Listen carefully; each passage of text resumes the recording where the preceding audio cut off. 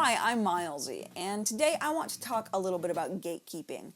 Now, last week we talked a little bit about the kind of generational and cultural divide that you do get both online and in person. I assume you get it in person. I don't really know any real people. I just live on the internet, but I assume it's out there. But today we're talking about gatekeeping, and if you don't know, gatekeeping is a practice of telling people that if they don't do something exactly your right, correct way, that they are doing it wrong and they don't deserve to be in your community. Now, the subreddit r/gatekeeping has plenty of good examples of this.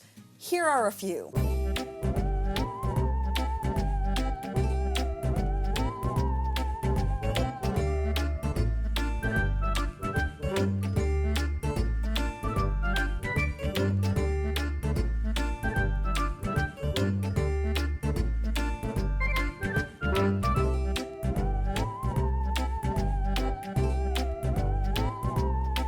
Now, gatekeeping exists everywhere and in so many different forms.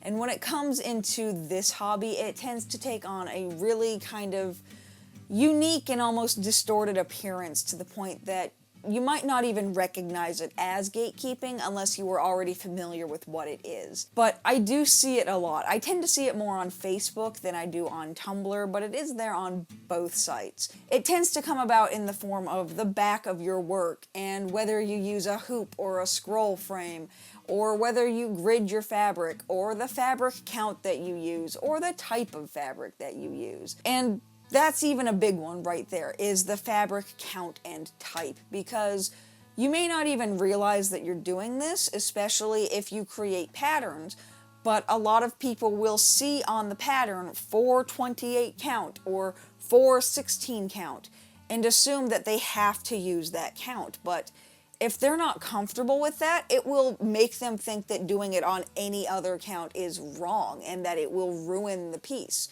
Because, let's be honest, 28 count is scary, especially if you don't know what it means to stitch over 1 or over 2, or how many strands you're supposed to use. A person just sees 428 count and they start to panic because they haven't been told that this is the suggestion. 428 count implies that it can only be done on 28 count. So even that little change of wording to say suggested for 28 count can go a long way in making someone feeling a lot more comfortable with what they're doing and more willing to experiment and try something that they are more comfortable with. And you also see it when it comes to the backs of people's work a lot. Now, if you are doing a piece for a show and you're entering it into a competition, then yes, you absolutely want that back to look as gorgeous as possible because people are going to be looking at it. But if you're just stitching yourself some ridiculous little thing that you're going to put in a frame and put on your bedstand, it doesn't matter. It really doesn't. That back does not have to be perfect. In my honest opinion, if it doesn't interfere with the way the front looks, it doesn't matter at all. Now, I don't do competitions and fairs and things like that, but if I did, I probably would put more effort into making the back of my fabric look nice, but I don't care, honestly. And the vast majority of people don't either. But you see so many people saying that you have to have this exactly perfect back that almost exactly matches the front or you're doing it wrong. And when you say that, it puts off a brand new stitcher who can barely get the front looking good.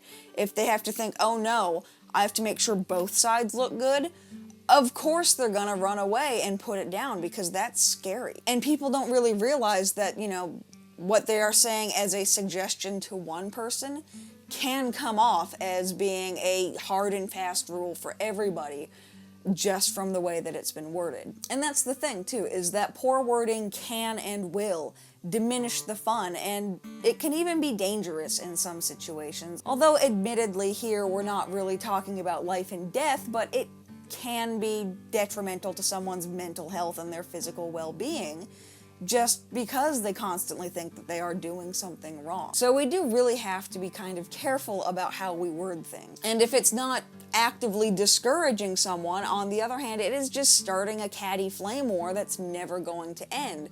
Because one person posts something about how, well, this is the right way to do it, And you're gonna have 20 other people posting, well, no, it's not, because I do it this way. And that's just not fun anyway for anybody. For instance, I see a lot of kind of wank, especially on Facebook, about gridding.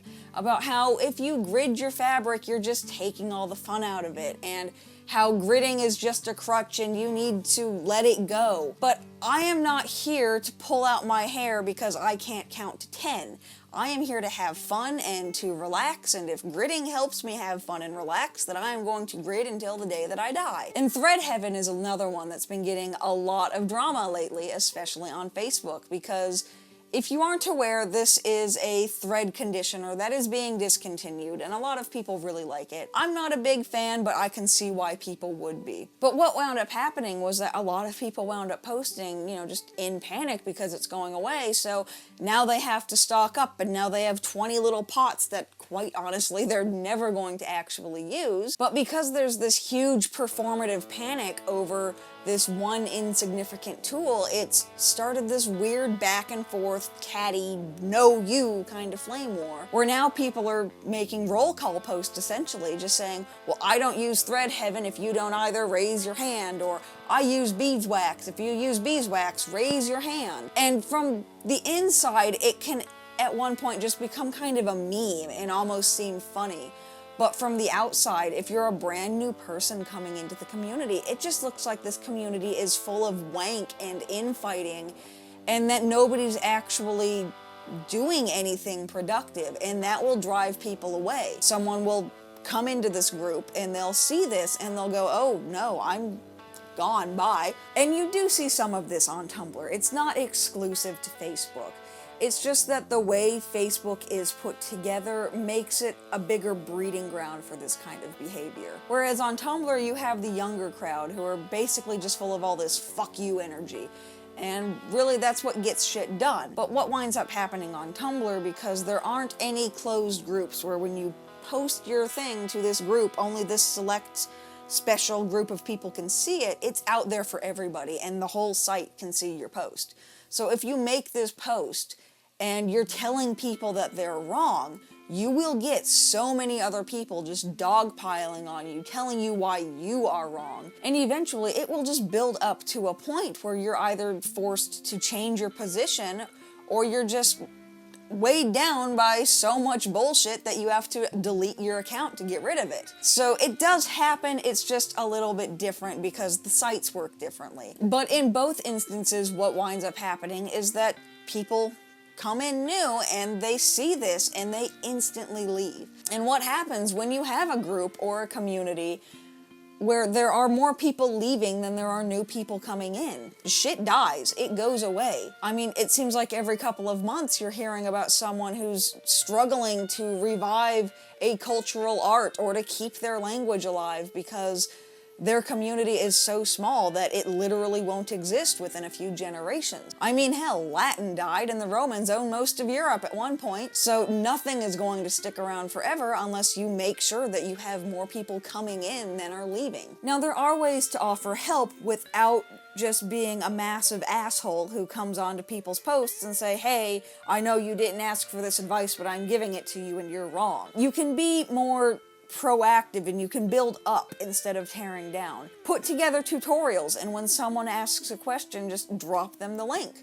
If someone asks a question that you don't know the answer to, say, hey, this person over here might. Every now and then I get questions about the stretcher bars that I use, and they are so new that most of the people that I watch between Tumblr and Instagram and YouTube and Facebook, I think only about 2 or 3 other people use them. So when people ask me, they don't even know what they're asking about. But if someone asks me, hey, I'm doing a really big project, it's my first big project, and I don't know how to work on this, I don't just say, well, I use stretcher bars, so that's what you should use. That's the wrong thing to say. I will give them a post that says, here are hoops, and here are the pros and cons of this. Here's a scroll frame and the pros and cons. Here's a Q-snap and the pros and cons. Here's what I use and the pros and cons. I go down the list that way, and it gives them a good selection to choose from, and they can look at everything and decide what might be best for them, and go off and have fun instead of trying to conform to what someone else says is the right way. And ultimately, that's something that we should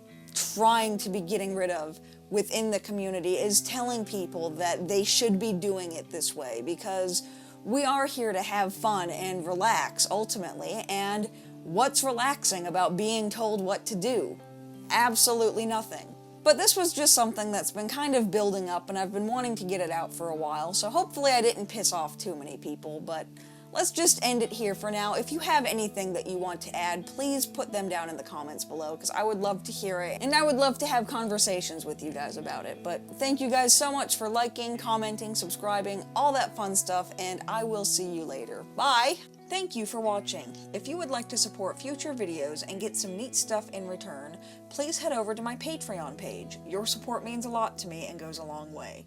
If you're not in a position to donate, consider sharing this video with your friends to help this channel grow. Otherwise, please enjoy this goat. Are you still recording?